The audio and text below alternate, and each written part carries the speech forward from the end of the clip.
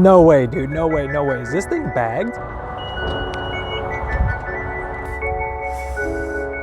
Wait, where'd you put all your stuff?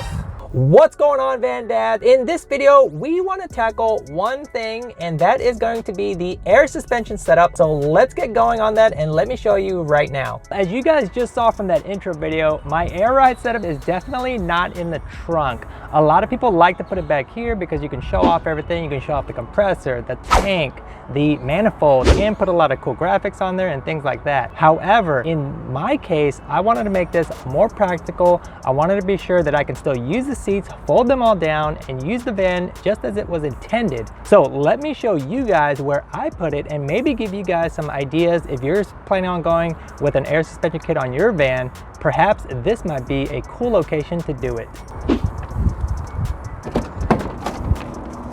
The Honda Odyssey comes with an in-floor storage. This section is typically used for covering things up that you don't want baking in the sun, or things you don't want rolling around in your entire van, going back and forth here. Obviously, my van has been somewhat cleaned out, so there's none of that stuff going on. But as soon as the kids get in here, this is definitely gonna change and turn into a mess. That's the dad life, parent life we all know so well. So let's open this up, and there you have it. All the goodies, nice, neatly tucked away, everything secured and fastened. We've got the Airlift management and wiring harness all tucked in here. We've got the VIAIR 480C compressor. I just opted to go with a single compressor because I'm not kicking my air on and off all the time. So one compressor was sufficient, and it actually doesn't take long to fill up the tank because the tank is relatively small. We had to go with 3-gallon seamless aluminum tank. The problem with the other tanks was that it was too long or it was too big. And the thing that we were challenged with here is, you see this floorboard? It has all this stuff here, all this reinforcement. So in order to clear that, what we used was the straps, as you can see right there. And it's pretty sturdy. It's not going anywhere. It doesn't shake or anything like that. All this stuff is fastened to this plywood here. Now, if you're not going for the show aspect of things, this is going to be perfect. Some people may say the compressor might be loud when it kicks on, right? Well, it's actually not, because this inboard floorboard cover actually covers it pretty well and dampens the sound.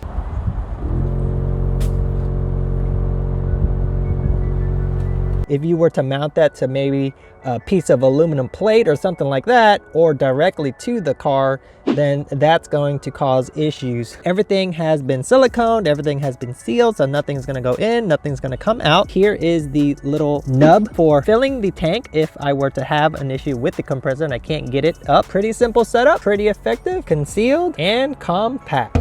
For the bag setup in the front and rear, I'm running universal air all the way around, so that's UAS. I'll put the links down in the description as to where you can find it. I personally went with bags on stock struts, so no coilovers on this setup. I just wanted to go for a more cost-effective route, but actually the ride isn't too bad and it gets the job done. With the coilover on bag option, you're gonna have more dampening settings, so you can definitely dial in your suspension just the way you want it, and in terms of the comfort level as well. I am using the Airhouse 2 on cups for the rear, so a little bit different in terms of arrangement for the back. Here is my controller, max PSI 150. The compressor will kick on at around 100. So I've got a high setting here, which is that level.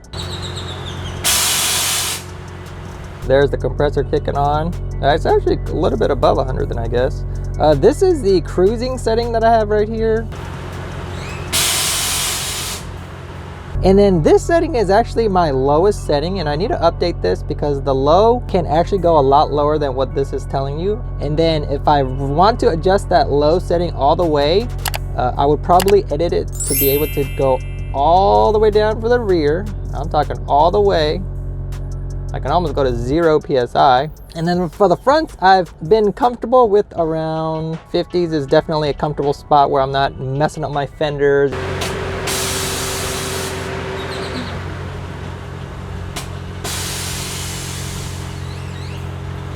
So the fronts don't tuck and flush. the rear does, but that's what we're at with the controller. And the controller has been installed to where I have it right here in this little compartment. I can actually put it inside there. I'm trying to go for a very clean look. I don't want stuff hanging around everywhere. I want it to almost feel like you can't even tell that this thing is back, right? So that's the kind of thing we're going with. So there you go, all gone.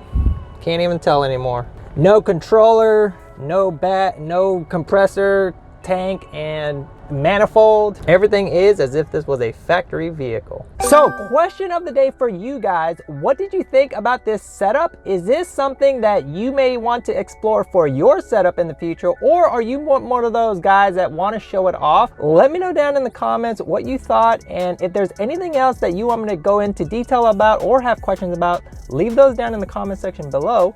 And I will see you in the next video I've got lined up where I talk about my wheel spec, or I will see you in the next video.